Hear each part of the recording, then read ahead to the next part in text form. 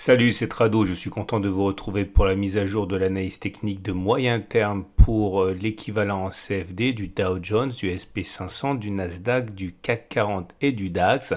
Je vous retrouve juste après ça. Je vous rappelle que tout ce qui suit est donné uniquement à titre informatif et pédagogique. On commence par l'US 500, l'équivalent CFD du SP500. Et comme on peut le voir, les choses se passent de la meilleure manière que ce soit, puisque grâce à la cassure du support hebdomadaire des 3500-3600, on se retrouve avec les coudées relativement franches pour monter sans avoir d'obstacles évidents. Alors, vous voyez, la moyenne mobile à 50 semaines monte, la moyenne mobile à 20 semaines monte, on est au-dessus.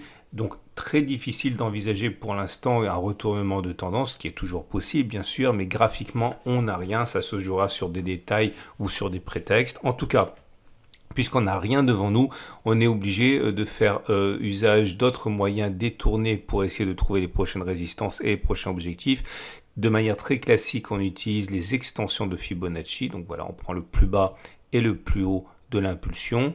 Et en tirant cela, vous avez des niveaux qui vont se dessiner, comme les retracements, mais dans l'autre sens. Donc, si on devait aller chercher 23,6% d'extension de Fibonacci, eh bien, on aurait rendez-vous sur les 3921, c'est-à-dire en termes de pourcentage, eh bien, et on peut donc utiliser l'outil de pourcentage pour voir que ça correspondrait par rapport au niveau actuel à une progression de 7%. Ça ne veut pas dire qu'on va y aller, mais sachez que ce que je viens de faire, tous les analystes techniques et tous les traders l'ont fait, donc il risque de vouloir descendre au prochain stop qui est à 3921. On passe maintenant au Wall Street, c'est l'équivalent CFD du Dow Jones, avec là également des records historiques qui sont battus. Comme on peut le voir sur le graphe, on a une tendance haussière avec les cours qui sont au-dessus de la moyenne mobile à 20 semaines, au-dessus de la moyenne mobile à 50 semaines qui montent. Si on veut aller de manière encore un peu plus précise dans les détails, on peut dire que la tendance de court terme sur cette unité de temps est haussière. Donc la tendance est haussière, la tendance générale est haussière, la tendance de fond est haussière. Mais là aussi, on n'a rien au-dessus de nous. Plusieurs façons d'imaginer des objectifs. Alors, je vous donne une panoplie de solutions tout en sachant que ma préférence va aller aux extensions de Fibonacci. Mais vous pouvez par exemple envisager un canal pour débuter. Vous prenez toute la jambe de hausse avec le retracement qu'il y a eu, vous dupliquez cela, ça vous donne un canal qui sera ou ne sera pas atteint. D'ailleurs, j'aime pas beaucoup cette solution parce que c'est un petit peu brouillon. On peut par contre utiliser une oblique qui, ça ne veut pas dire qu'on va aller la chercher, ça veut simplement dire que c'est sur ce niveau que des vendeurs devraient donner de la voix. Ou alors, vous l'avez compris, ma préférence c'est d'utiliser ici des extensions de Fibonacci. Alors, plusieurs façons de faire. On peut, on l'a dit, prendre toute la jambe comme ça. Donc, toujours de la même manière, on prend le plus bas, on prend le plus haut jusqu'à la résistance qui a été cassée. Ce qui nous amène à un objectif de 31 757. Autre façon de faire qui sera sans doute intéressante pour les traders, c'est de prendre toute l'extension, tout le retracement qu'il y a eu avant que ça ne soit cassé, de reporter cette extension par-delà le point de cassure. Ça vous donne ici un niveau qui est... attendez, on va faire les choses précisément. On est donc sur des niveaux de 32 440 et en pourcentage, ça veut dire qu'on se laisse la possibilité de monter encore. Attendez, voilà, on prend la règle et ça donne la possibilité de monter encore de 7,9%, ce qui correspond en fait à ce qu'on a vu tout à l'heure pour le SP500. On regarde à présent l'US Texan, l'équivalent du Nasdaq en CFD.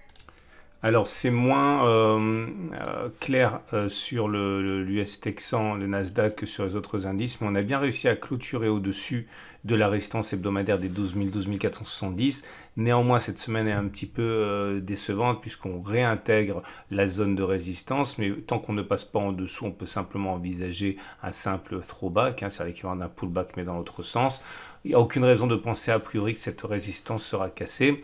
Et si on devait repartir de l'avant, on a plusieurs façons de voir les choses. Là aussi, toujours la stratégie des extensions de Fibonacci. Vous prenez toute la jambe avant la dernière consolidation.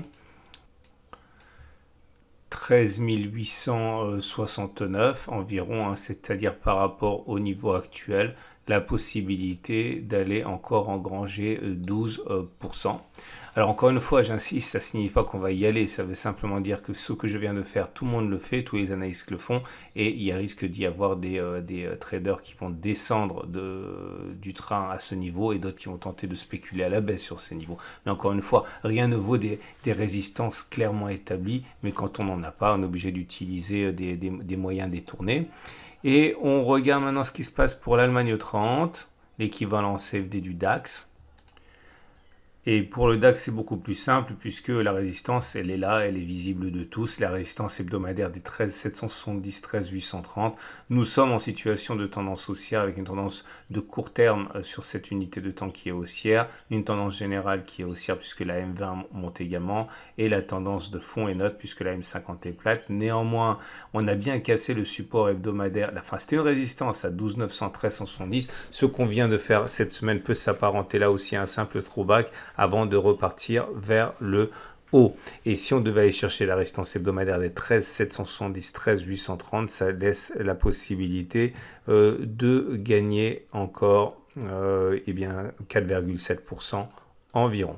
On va terminer, on l'a compris, avec le CAC 40 en CFD, c'est-à-dire le France 40.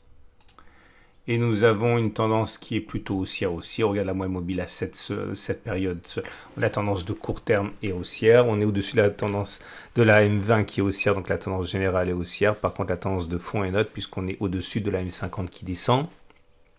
Là aussi, pas besoin de faire preuve d'énormément de sophistication. La résistance hebdomadaire, elle est juste au-dessus de nous. C'est 5705, 5860.